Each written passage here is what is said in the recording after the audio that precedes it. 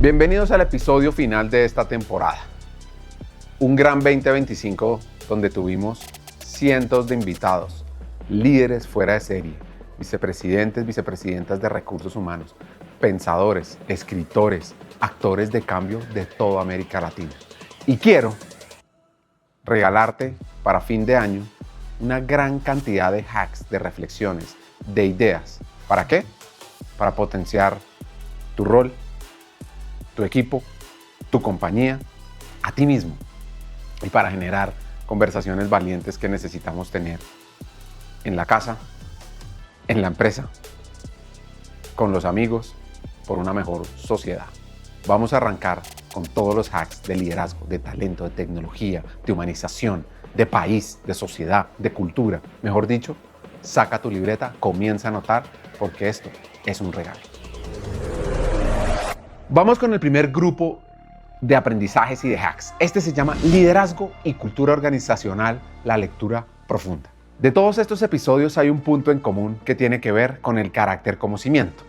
La palabra original de carácter está en Grecia, que significa, le decían carácter, significaba marca grabada o instrumento para marcar. Es básicamente la huella digital de nuestra integridad. El liderazgo nace en el carácter, esa marca interna que gobierna las decisiones bajo presión y establece límites éticos frente a lo que el poder permite hacer.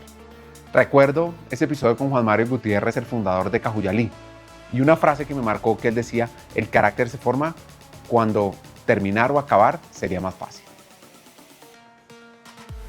Si existe carácter, se expande la coherencia. Si no existe, se amplifica el ego, el miedo y la inseguridad.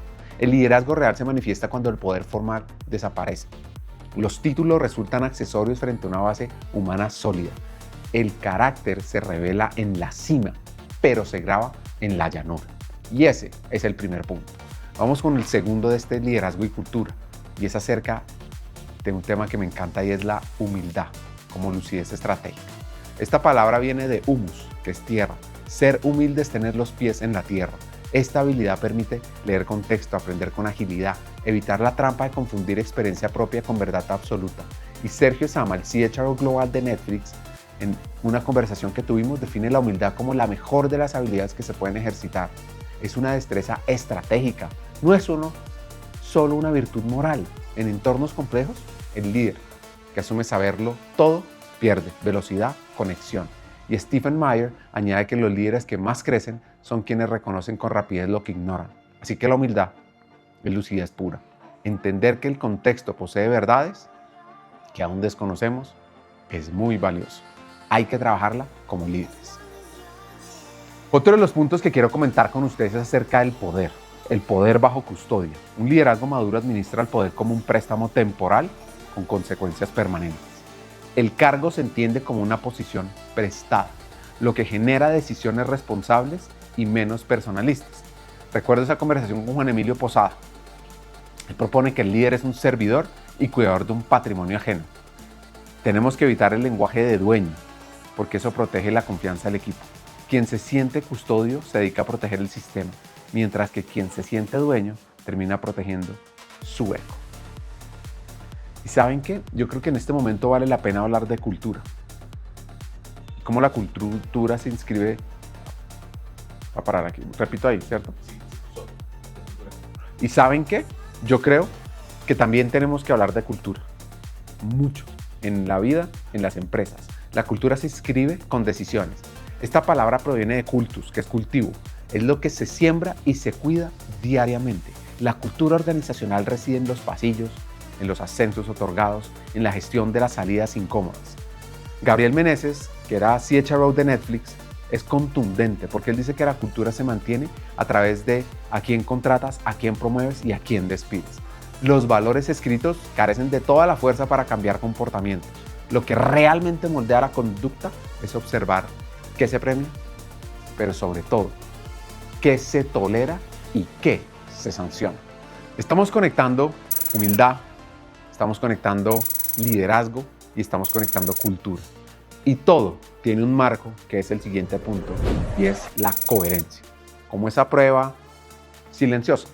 La cultura real se revela bajo la presión. Es fácil uno tener un discurso cuando los resultados acompañan. Lo que pasa es que la validez de los principios se prueba en lo incómodo y en la crisis. Beatriz Vila señala que las transformaciones solo perduran mediante la conciencia y la consistencia absoluta. Ahí se distingue si los valores son reales o meramente decorativos, y la coherencia prescinde del storytelling. Su forma radica en que se nota sin necesidad de ser explicada. Les recomiendo ese episodio con Beatriz, porque ella pasó de ser la líder de recursos humanos a manejar una compañía en México. Vámonos ahora, que ya hablamos de cultura, de coherencia, con un punto clave en esto del liderazgo, y es el enemigo externo como eje de sentido. Creo que no soy tan claro ahí, pero es que los equipos sin una causa clara agotan su energía buscando culpables internos. Y Bernardo Quinn, un argentino viviendo en España, sostiene que los equipos se fracturan cuando pierden de vista al enemigo externo. El liderazgo estratégico canaliza esa fuerza colectiva definiendo una misión externa que une, que conecta, que inspira. Es como una tensión externa saludable, un cliente, un mercado. Ahí se detiene la política interna, se derriban los hilos y se ordena el sentido del trabajo para buscar por qué hacemos lo que hacemos. Puede ser un enemigo como combatir problemas de la sociedad, como crear un mundo mejor, pero al final todos estamos ahí por algo. Tuvimos grandes episodios con María Fernanda Suárez y con Tomás Elejalde, y ambos mencionaron que el rol de alguien que está en talento, que tiene un equipo a cargo, es cuestionar el status quo como una obligación moral. Estamos en contextos de cambio acelerado, y el silencio frente a la inercia es una forma de ser irresponsable. Tanto María Fernanda como Tomás, me acuerdo que coinciden en cuestionar lo establecido como una responsabilidad histórica. La capacidad de preguntar permanentemente hasta entender la raíz de las cosas es la competencia más subestimada del liderazgo actual. Necesitamos que los líderes elijan la responsabilidad sobre la comodidad, que se comprometan con las exigencias del futuro de la organización. Vamos con el último de esta sección, porque después vas a ver algunos clips de líderes que nos inspiraron en los distintos episodios. Este tiene que ver con el liderazgo como filtro de valor. Una función esencial y a menudo invisible del liderazgo consiste en absorber el ruido. ¿Qué es eso? Filtrar egos, política, urgencias ficticias y conflictos estériles. El éxito del líder se mide cuando el equipo logra concentrarse en crear valor sin tener que navegar esas tensiones innecesarias o politiqueras de las compañías. Este trabajo de protección rara vez recibe aplausos, pero como se menciona en varias conversaciones del podcast de Hackers de Talento, es lo que permite que las personas realmente puedan florecer sin distracciones. Ahora sí, vamos a oír algunos de los hacks que nos dejaron los protagonistas de Hackers del Talento. A mí me gusta ser manager porque primero me da la oportunidad de hacer crecer a las personas, de crear esos espacios para que las personas den lo mejor de sí. Eso me parece mágico. Pero no solamente eso, sino ver cómo progresan y cómo el orgullo que sientes cuando alguien que trabajó contigo, que tú ayudaste a formar, que fue parte de tu equipo, tiene una posición importante y va a un espacio en donde empieza a sobresalir, eso me hace sentir muy orgullosa. Entonces, ese espacio de contribución para mí es muy, muy divertido. There was a study that came out in 2013 that was really formative to me. And essentially, we looked at 30,000 Americans across 8 years' time.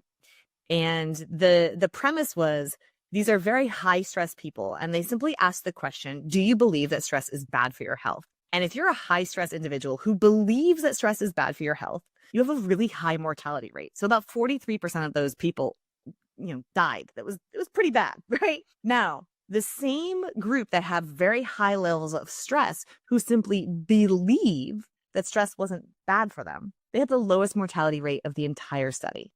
So lower than people who had very little stress in their life. So to me, this was one of those really formative studies that said, oh, wow, this isn't about the stress. It's about how we interpret stress. Yo lo que pasa es que esa sensación de poder, y esto te lo digo y es súper cliché, para mí es sobre todo responsabilidad. O sea, lo que yo sentía era el peso del bolígrafo. Si yo le pongo la firma a esto va a tener una implicación económica, esto va a generar un efecto en la región. O sea, hacerme consciente de que ese era un poder que yo tenía que ejercerlo responsablemente. ¿Eso quiere decir que lo hice el 100% de las veces responsable? Seguramente no. Y seguramente cometí errores. Pero siempre traté de tener conciencia exacta de lo que significaban las decisiones que se estaban tomando. Y los episodios uno luego los va recreando en su cabeza. Yo tiendo o trato de ser absolutamente sincero cuando alguien me pide feedback. Para mí es un momento de esos importantes cuando la otra persona que acude a un feedback se está mostrando vulnerable, y creo que la responsabilidad de uno es entregar un feedback absolutamente sincero. Tengo fama de ser bastante sincero y ácido en ese proceso, y en una de esas tuve una conversación con uno de estos de mi equipo, una gran persona que salió del feedback y me dijo: mire, yo llevo trabajando acá tantos años, he tenido tantos jefes y nunca me habían hecho un feedback con ese nivel de sinceridad que a mí me sirva realmente para cerrar las brechas que yo no las tenía tan identificadas. Y ese día ratifiqué la importancia de ser absolutamente sincero, pero además corresponsable, porque el día que yo le doy a alguien de mi equipo un feedback de esos, me vuelvo corresponsable de su plan de desarrollo, de cómo vamos a trabajar a cerrar en esas brechas. Y yo creo que lo que al final pasó fue que estos nuevos equipos, o los equipos, digamos, que se fortalecieron en recursos humanos, nos permitió profundizar ese mensaje de propósito que queríamos hacer. Y evidentemente ellos ayudaron también con el equipo de comunicaciones a armar unas herramientas de comunicación que fueron súper útiles. Videos. Por eso aplaudo esta nueva estrategia, Ricardo, porque el tema visual que usamos nosotros para contarle no solo a la gente, sino a nuestros grupos de interés, lo que estábamos haciendo, incluso cuando nos equivocábamos, daba a la gente claridad de que no solo ellos estaban caminando hacia un propósito común, sino que no solo el presidente de la compañía iba por ese lado, sino todos los equipos iban en ese mismo camino. Y cuando usted se siente parte de esa ola virtuosa, usted se empodera. La segunda parte la llamamos gestión de talento y la experiencia del empleado. Y el primer punto tiene que ver con cómo hoy los líderes de talento deberíamos diseñar prosperidad sobre administración de personas. ¿Qué tal si volvemos la prosperidad una métrica central? ¿Qué es prosperidad? Pues proviene del latín prosperitas, cuya raíz es pros spere, que significa según la esperanza o conforme a lo que deseas. Es un estado de florecimiento integral. En el 2025 la prosperidad comenzó a reemplazar al compromiso como el indicador crítico del éxito humano. Mientras que el compromiso mide conexión con la empresa, la prosperidad observa la calidad de vida que generan los empleados. Y Alejo Rodríguez, quien hasta hace poco fue el CHRO de DHL para América Latina, ganándome múltiples premios, propone este cambio de paradigma, y es que la prosperidad integra salud, estabilidad y crecimiento personal. Una persona puede estar comprometida y al mismo tiempo agotada. Así que la prosperidad busca solucionar eso, busca la sostenibilidad del ser para que crezca el talento y la compañía. El segundo punto tiene que ver con la secuencia del éxito. Primero, la persona. El bienestar individual es el motor del resultado organizacional. Las personas prosperan primero, el negocio es la consecuencia natural de ese estado. Una persona que está en equilibrio posee mayor claridad para decidir, para colaborar, para permanecer, para contagiar de buena energía. Y el resultado financiero es un efecto derivado de una cultura que prioriza la estabilidad emocional, la estabilidad física de su talento. Vamos con la siguiente, con la tercera, que es crítica. La llamé recursos humanos como sistema nervioso estratégico. Voy a explicarme. La palabra estrategia proviene del griego strategos, que es jefe del ejército, referido originalmente al arte de dirigir. Recursos humanos alcanza su nivel estratégico cuando desarrolla una comprensión profunda del negocio. Y recuerdo esa conversación con Maribel Diz, que por cierto el episodio de su historia de vida es increíble, ya la CHRO de Visa para América Latina. Y ella decía que el área de talento existe para llevar el negocio a través de las personas. Cuando el CHRO, el líder de talento, entiende márgenes, riesgos y estrategia, ahí sí se convierte en el socio real del CEO. Sin esto, sin esta visión, la gestión humana queda reducida a una función operativa o peor, decorativa. El cuarto punto de gestión de talento es el CHRO como arquitecto de capacidades futuras. La gestión del talento consiste en diseñar el futuro, no solo en administrar el presente. El rol fundamental de estas áreas que tanto impactan de talento es comenzarse a anticipar habilidades, a mentalidades que harán viable la organización en los próximos años. Llenar vacantes lo sabemos hacer, es una tarea operativa. Con inteligencia artificial se puede hacer aún más fácil, pero construir capacidades estratégicas para el largo plazo es la verdadera labor y reto de un buen líder de talento humano. Vamos con el quinto, que denominamos el jefe inmediato, el punto de verdad. Ustedes saben que la palabra jefe significa cabeza, es quien otorga dirección y sentido. Muchas veces las políticas corporativas carecen de poder para retener a las personas, porque es que al final esa responsabilidad recae en los líderes. Esperanza López, la CHRO para América Latina de FedEx, dice que el jefe directo explica entre el 70 y el 80% de la experiencia del empleado. La relación cotidiana es el factor determinante de querer estar o no en la empresa. Invertir en el liderazgo intermedio ofrece el mayor retorno estratégico, porque un buen líder multiplica cultura, bienestar y sostenibilidad. Y quiero ir a un punto crítico acá, y es el sexto, que es la experiencia inicial define el destino. Los primeros meses en una organización son un ejercicio de interpretación. La persona decide en ese periodo si está en el lugar adecuado, si merece su energía vital. Una experiencia inicial confusa o fría inicia una salida silenciosa mucho antes de que alguien la formalice con una renuncia. El diseño del onboarding es en realidad el diseño de un contrato psicológico de largo plazo.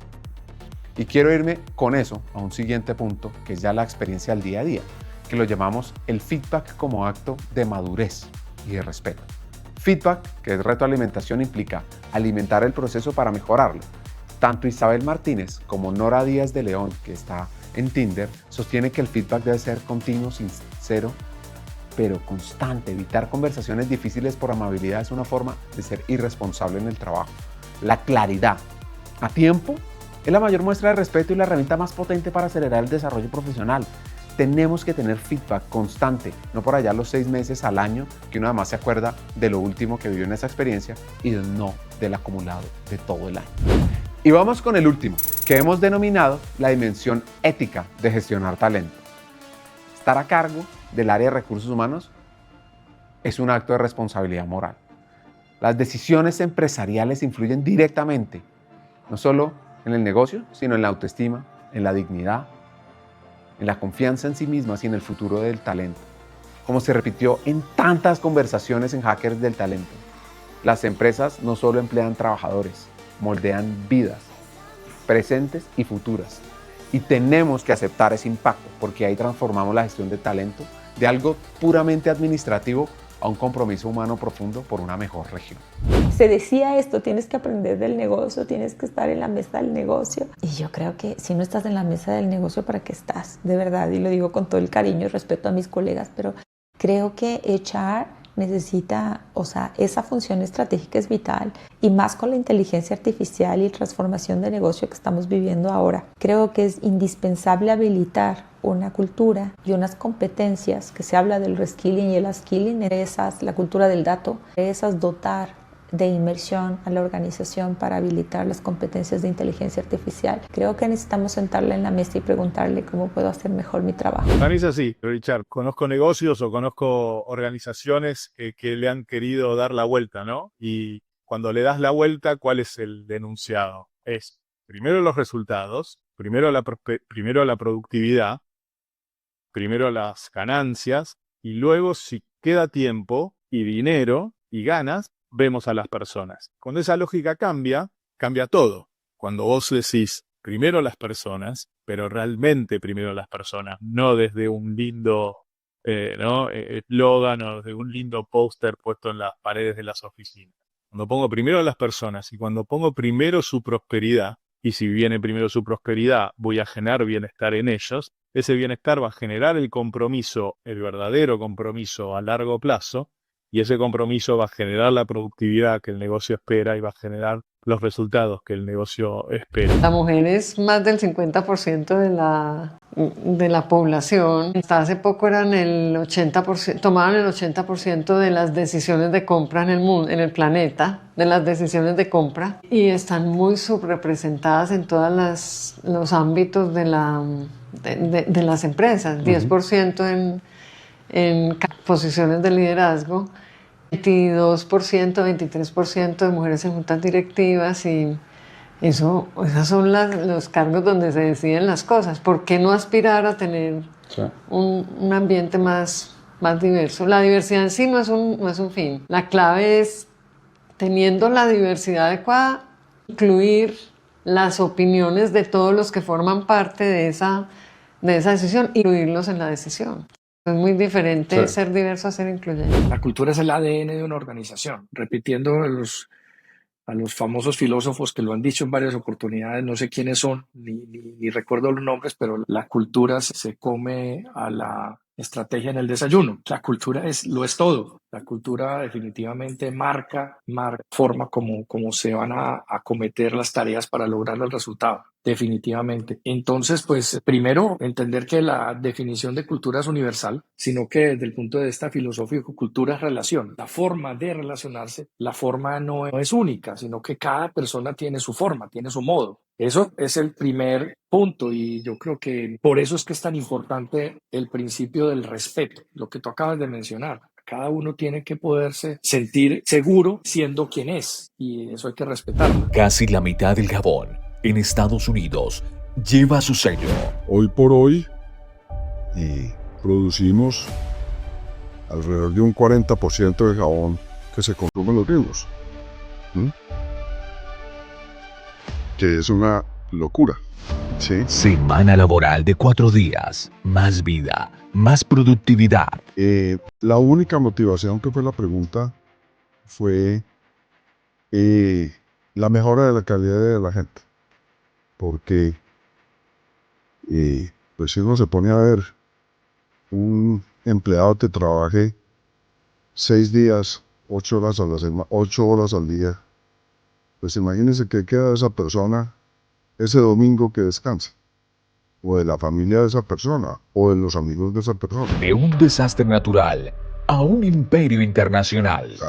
Se pasa toda la vida viviendo para trabajar.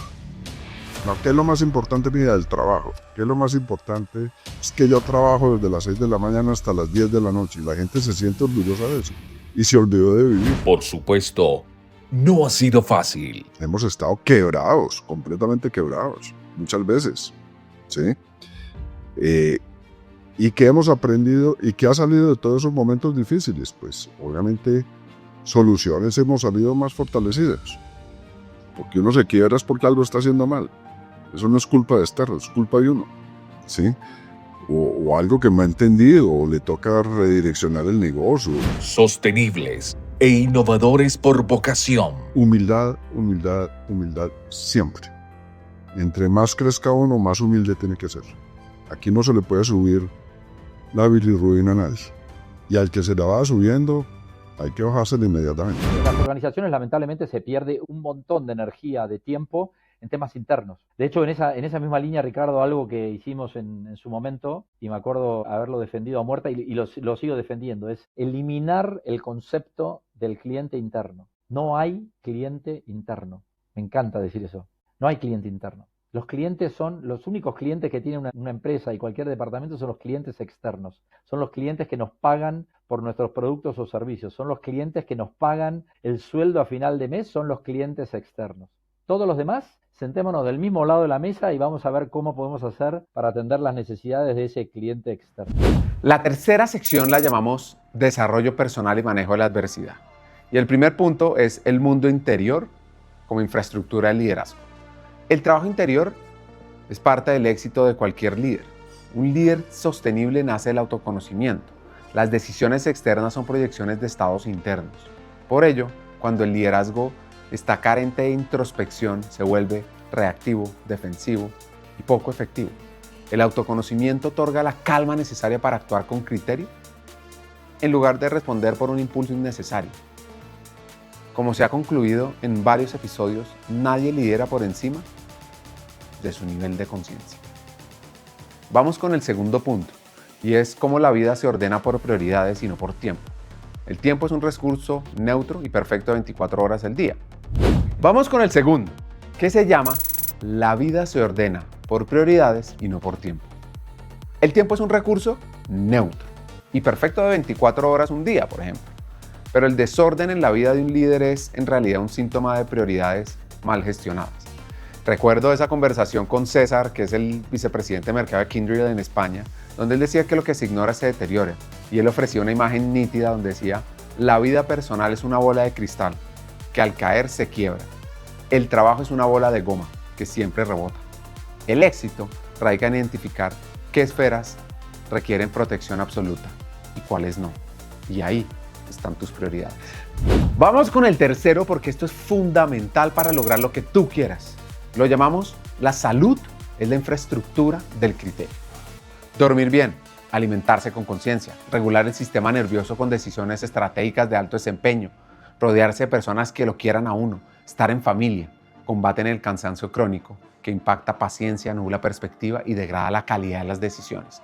La salud física y mental es el sistema operativo sobre el cual corre la estrategia. Sin una infraestructura sólida, el talento más brillante termina colapsando. Patricio Uribe, un experto en estos temas, lo define con precisión. Cuidar la raíz es el verdadero lujo del mundo moderno. Y vamos con el cuarto o el quinto. Bueno, ya no sé por qué son tantos y tan buenos. Lo importante es el mensaje y es que la adversidad y la resiliencia están ahí y tenemos que verlas como el arte de volver al centro. La palabra adversidad proviene del latín adversus, que significa vuelto hacia el lado opuesto. Es aquello que nos confronta. Por su parte, resiliencia deriva de resiliere, saltar hacia atrás o rebotar. Evitar el dolor lo prolonga. La maestría consiste en integrar el sufrimiento para permitir el nacimiento de nuevas versiones de uno mismo. Rebecca Hayes, una de las 50 pensadoras del mundo en este 2025, estuvo en Hackers del Talento y recuerda que el estrés es una funcionalidad diseñada para sobrevivir.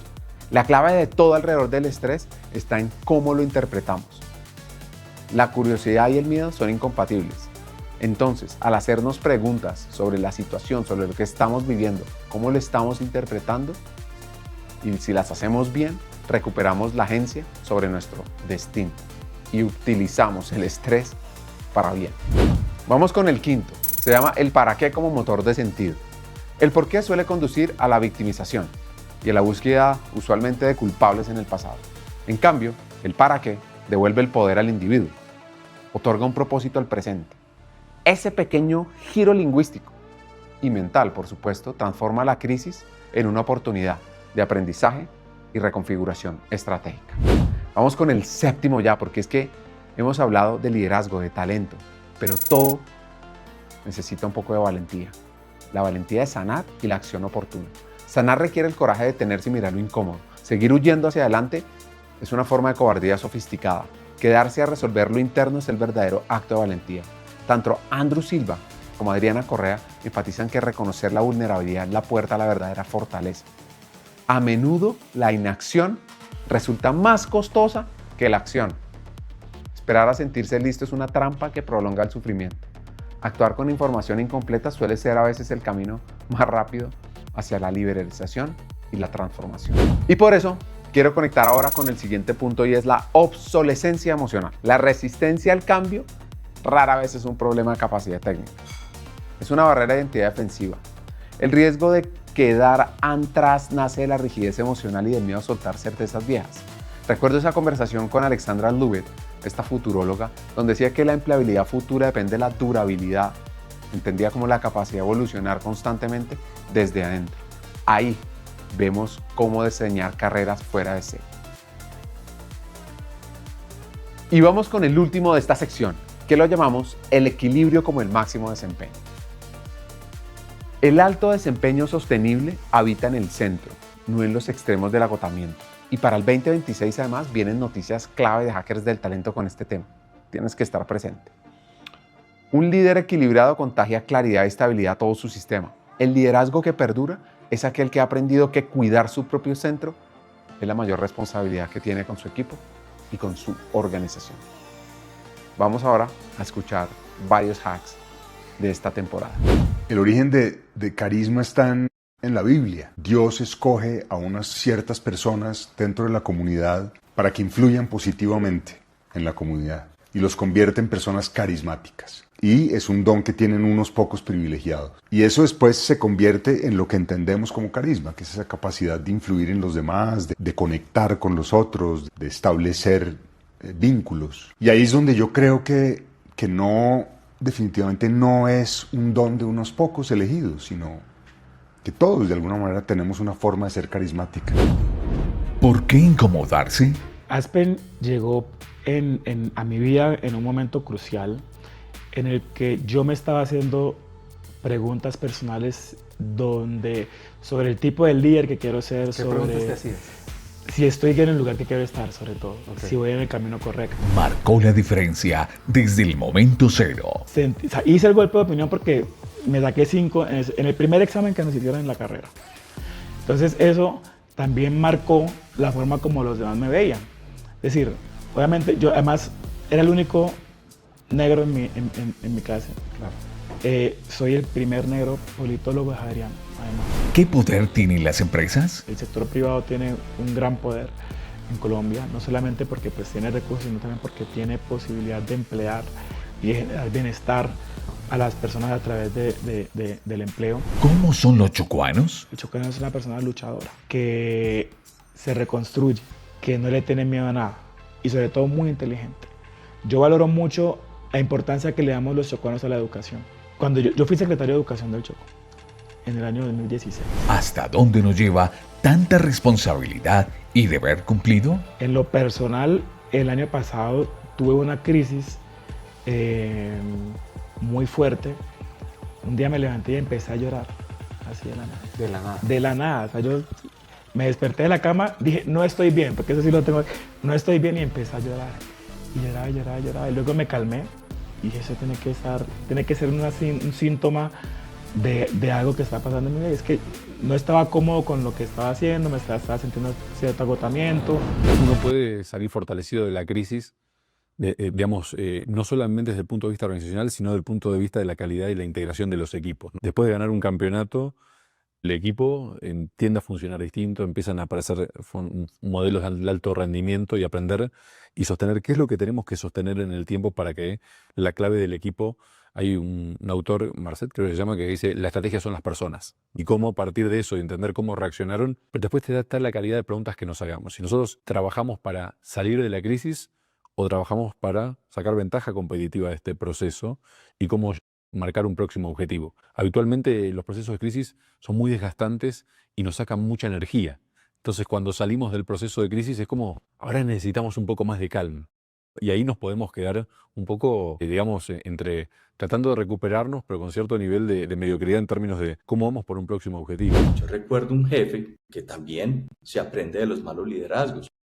Yo operaba en la clínica en un banco muy importante y estaba trabajando en un banco muy importante. Me operaron de apendicitis, algo normal. Tenía varios gerentes a cargo y me llama el jefe y me dice, eran 5 días de incapacidad. David, tomé la decisión de salir de esta y esta persona. Yo, pero vení, una llamada.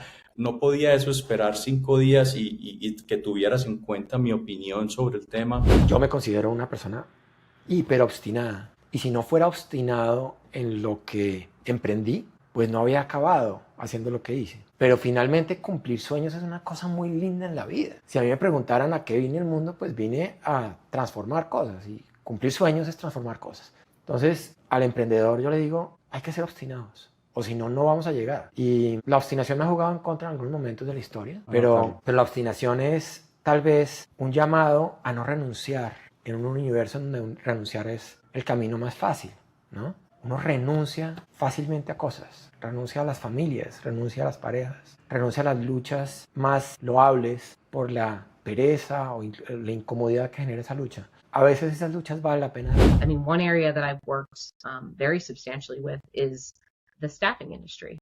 Right now, the staffing industry is primarily composed of a lot of high volume, low margin jobs. So we're putting 10,000 call center professionals in an organization. We're sourcing those people. Those are the very jobs that are going to be at the very least changed, if not completely eliminated. So if we are resting our future as an organization on that business model, I think we're going to be very unhappy in a couple of years.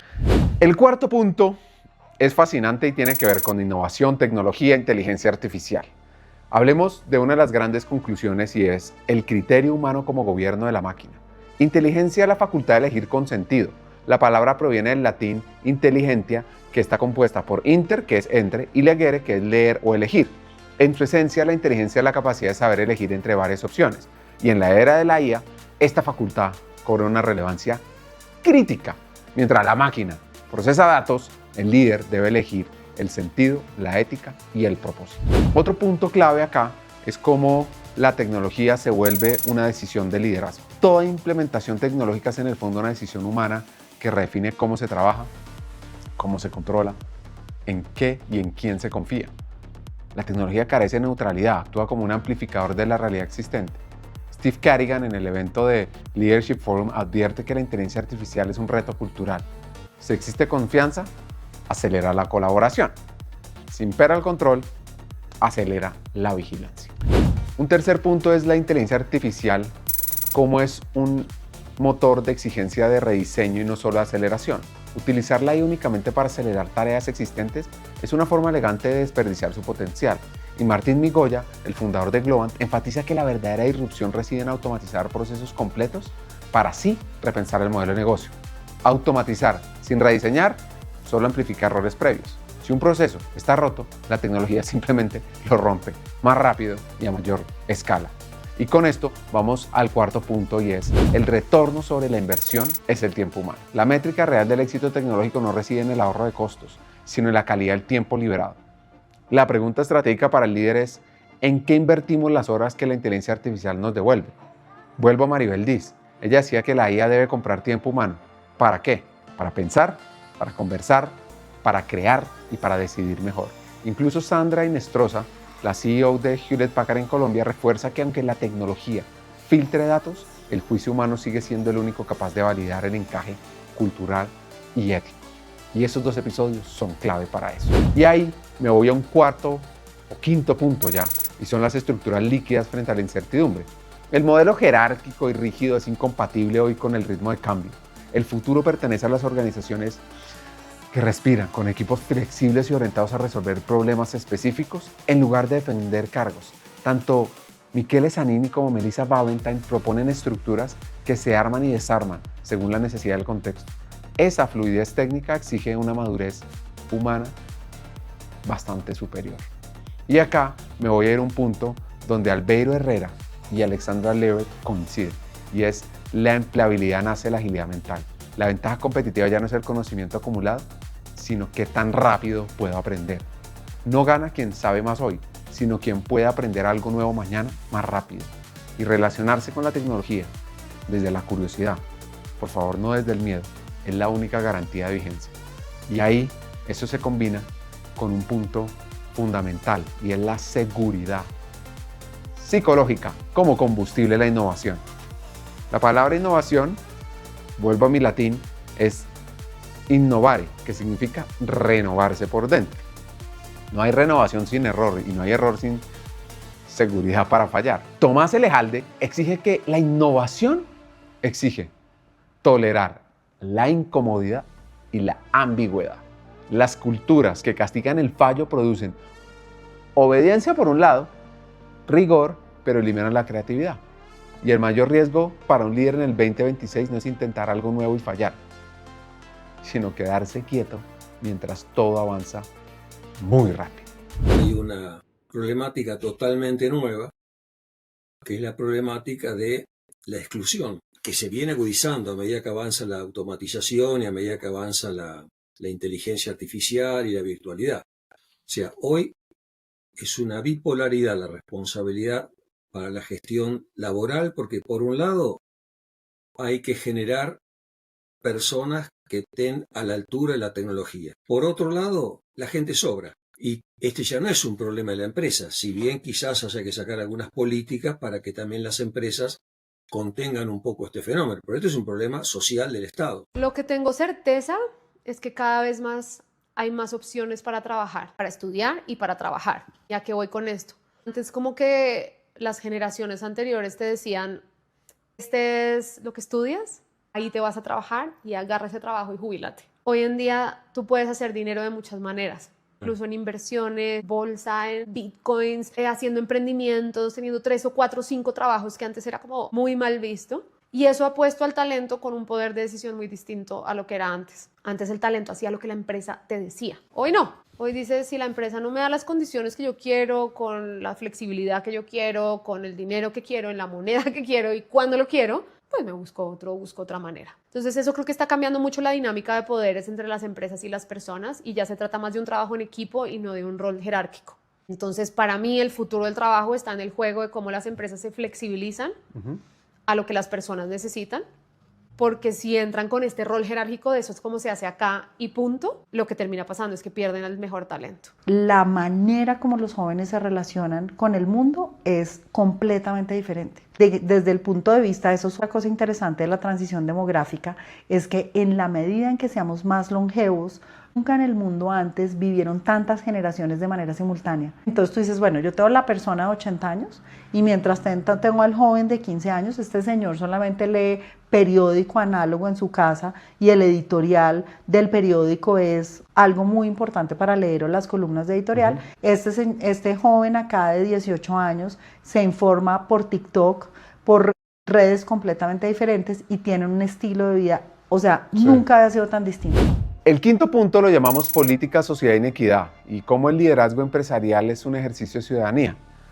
El primer punto tiene que ver con sociedad y es la alianza de las personas cercanas y las que no son. La palabra sociedad proviene del latín societas, que deriva de socius, que significa compañero o aliado. Bajo esta raíz, la empresa no es un ente aislado, sino un aliado del entorno. Toda decisión organizacional, salarios, modelos de contratación, automatización, tiene un impacto político. Liderar una empresa en el 2026 implica aceptar que se está moldeando el tejido social de una nación. Y ahí, todos somos responsables de generar una mejor región. Vamos con el segundo, y es acerca de la desconfianza como un lastre del progreso. La confianza es el pegamento de cualquier economía funcional, de cualquier sociedad, de cualquier empresa. Y Mauricio García Villegas lo explica muy bien y muestra que la desconfianza prospera en sociedades con jerarquías extremas y una clase media débil. Sin confianza la energía se gasta en protección, en vigilancia, en lugar de inversión y cooperación. Las empresas fortalecen la sociedad cuando sus decisiones generan certidumbre y horizonte de largo plazo. Y acá voy a ir a un punto que para mí es clave y es el mercado requiere equidad. La palabra inequidad deriva del latín in aequitas, que denota la falta de igualdad o justicia. La desigualdad extrema no es solo un dilema moral, es un techo al crecimiento de la persona, de la economía, de la empresa. Sin una clase media sólida no existe un mercado sostenible. El liderazgo empresarial entiende que la estabilidad social es la condición previa para cualquier éxito comercial duradero. Y ahí voy a un punto y es el valor de la continuidad frente al anismo. El progreso real es acumulativo. Adriana, en su episodio, Adriana Correa, de la Fundación Alejandro Ángel Escobar, advierte sobre el costo del anismo, el hábito de borrar lo anterior para empezar de cero. Esta práctica destruye el aprendizaje institucional, desperdicia recursos públicos, privados, y no es necesario para el ego. El progreso requiere líderes que valoren el legado y construyan sobre lo construido, permitiendo que las soluciones maduren, progresen y que de pronto se mejoren en algo. Y ahí nos tenemos que enfocar también en la informalidad como un fallo de diseño. La informalidad no nace de la elección individual, sino de un sistema que no funciona. Tanto Eduardo Lora como Ana Dolores señalan que el empleo informal es el síntoma de una estructura que excluye. Las empresas juegan un rol determinante al reducir esta brecha mediante la creación de empleo formal, la inversión en productividad, el desarrollo de talento local. La formalidad debe ser un camino por el cual todos debemos trabajar, que sea un camino viable y no una barrera inquebrantable. Y acá me viene un punto muy importante de todo esto que hemos hablado, y es datos frente a discursos. Lo que no se mide, no cambia. La visibilidad es una forma de poder. Quien no aparece representado no existe en la toma de decisiones. Ese episodio con Diana Buenaños, le vuela uno la cabeza y enfatiza que la equidad sin métricas es un discurso vacío. Medir participación, representatividad es el primer paso para transformar la realidad de lo que queramos. La gestión basada en datos permite que la inclusión, que la inequidad deje de ser una intención para convertirse en un diagnóstico operativo y en un plan de acción para transformar cualquier región. Y vamos al último. Para este 2026 sí que va a ser importante. Es la corresponsabilidad entre Estado y empresa. El desarrollo nacional exige que líderes públicos y privados hablen el mismo lenguaje. Germán Arce, que tiene una historia de vida, lo señala. Y él dice que hay una incomprensión mutua y eso garantiza un fracaso de ambos. Las empresas necesitan un Estado eficiente y el Estado requiere un sector privado dinámico y responsable. Y eso me lleva a una ñapa en esta conversación, y es pragmatismo sobre épica ideológica. El liderazgo con sentido de país prefiere soluciones que funcionan sobre las consignas que emocionan. Y vuelvo a Mauricio García, donde él sugiere que necesitamos menos héroes quijotescos y más realismo pragmático. El progreso no se decreta con épica. ¿Se hace con qué? Con instituciones sólidas, ciencia, evidencia y decisiones que mejoran la vida cotidiana de las personas. Acá te dejo con algunos shorts, videos, ideas de algunos episodios que te encantarán. Ojalá después oigas la historia completa. Roque Sevilla le apuesta a algo impensable para muchos. Liderar desde Ecuador la industria espacial. Entonces, bueno, basado en estas cosas comenzamos nosotros a mirar el tema aeroespacial. Y hemos comenzado con una cosa que nos sorprendió, porque como yo conté en alguna charla que di, esta idea de que queríamos nosotros promover la actividad aeroespacial en el Ecuador. Desde los años 70 ya era un ejemplo de compromiso ambiental. No, nosotros comenzamos esto en los años 70, en el 76 estábamos haciendo ese trabajo. Hicimos toda una campaña para eliminar el plomo de la gasolina, que parecía que era normal tener plomo en la gasolina, cuando eso afectaba la capacidad intelectual de los niños y cosas por el estilo, ¿no? Eliminamos el uso de pesticidas altamente, los organofosforados y los organoclorados, que en ese entonces se usaba. Pues fue la fundación la que hizo la reforma de todo eso. Entonces fue creando esa conciencia y de paso comenzamos a promover la existencia de parques nacionales que hoy día cubren el 25% del territorio nacional. Empresario. Ya compré una compañía de seguros, ¿no? Que es ahora de largo la más grande del país. Galápagos no sería lo que es hoy si él no hubiera cumplido una promesa. Y por eso yo hice una promesa, me acuerdo, cuando ya había nacido mi hija Elisa, que salimos aquí en la costa ecuatoriana, mi primera hija. Salimos a la playa, los dos juntos aquí en la provincia de Esmeralda, y había un derrame petrolero, de combustible o algo así. Me dio una pena de ver el mar así. Dije, yo te prometo que voy a hacer algo por ti, por el mar. Me prometí al mar. Siempre ha querido transformar su ciudad, Quito, y lo ha intentado desde todos los frentes posibles. Era embajador de las Naciones Unidas, entonces yo había vivido en todos lados, menos en el Ecuador. Sí. Entonces cuando resolvimos casarnos dije, pero hay dos cosas. Primero, nos vamos a quedar en Ecuador, porque yo adoro este país. Y dos, voy a ser alcalde de Quito. Y claro, eso fue cuando yo tenía 30 años, a los 51 años fui 21 años después. Sus sueños de transformación siguen más vivos que nunca. Con eso queremos nosotros financiar. Estamos levantando 47 millones, hemos levantado en un año ya 25 millones. Y la idea es proteger las 500.000 hectáreas y pagarle a la gente que tiene sus pequeñas propiedades, los comuneros, los miembros de una comunidad. Sí, y a mí me gusta esa palabra, ambición. Yo creo que es una palabra que hay que rescatar y hay que ver cómo uno la explica de tal manera que no tenga la connotación de codicia. Yo creo que cuando uno ve, por ejemplo, la Gran Depresión en Estados Unidos en el 29, gran parte de la preocupación y la razón por la que dicen que Delano Roosevelt era un socialista era porque había 8 millones de jóvenes desempleados. Y el problema no es solo eso lo que implica desde el punto de vista de no poder subsistir y de cuántas familias no pueden sostenerse, sino de la destrucción de la autoestima de 8 millones de personas. Porque no hay nada que le destruya a uno más la autoestima que sentirse inútil en una sociedad. Yo digo que de alguna manera somos el Tinder de la competitividad, porque a veces sentando a organizaciones, universidades, gente que está pensando en temas, se logra crear valor. Sobrevivir es muy difícil. Entonces entramos además en círculos dañinos, porque la productividad de las personas también depende de que puedan tener tiempo de ocio, de que puedan descansar, de que se puedan enfermar tranquilamente. Nada de estas cosas pasan en la informalidad. De que puedas ver una película, de que te puedas imaginar un mundo distinto. Para un mundo distinto es muy importante tener algún acceso a la belleza. Y a la belleza uno tiene acceso en el ocio. Entonces, si uno es informal y tu salario mínimo es 0, porque si no saliste a trabajar eso es lo que te vas a ganar, pues entonces no tenemos, pues no hay ninguna de estas otras complementariedades a ese proceso productivo. O nos sentimos orgullosos de cosas, pero no las llevamos a cómo esto puede ser una generación de riqueza. Entonces decimos, no, es que Colombia tiene los paisajes más lindos del mundo y el himno nacional es divino. Entonces primero tenemos que entender que el himno nacional no es divino, es muy horroroso.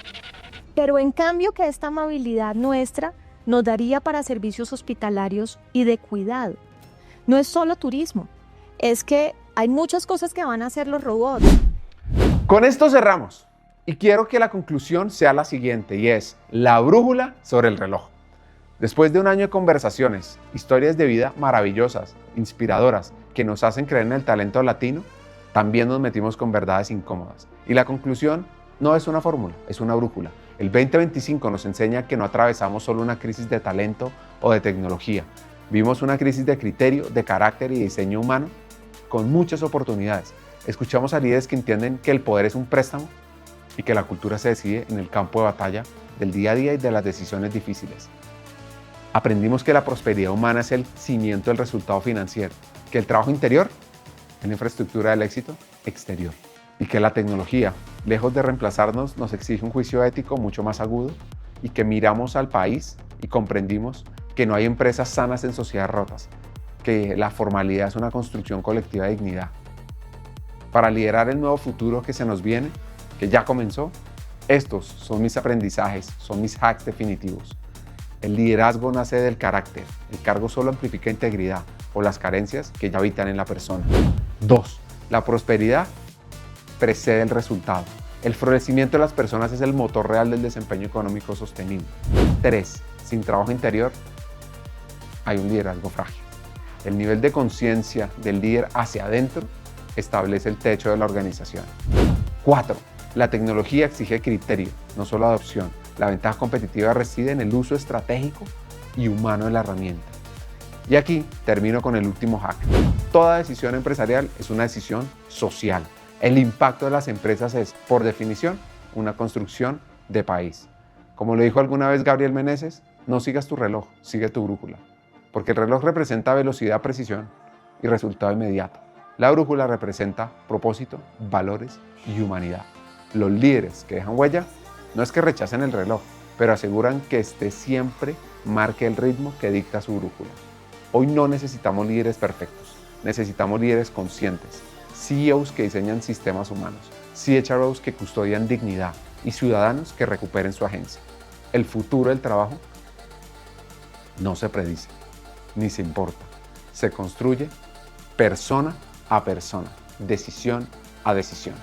Gracias por acompañarnos este 2025. Te esperamos el 2026 en una temporada que va a resaltar mucho, mucho al talento latino. Sigamos escuchando Hackers del Talento, sigamos humanizando la ciencia.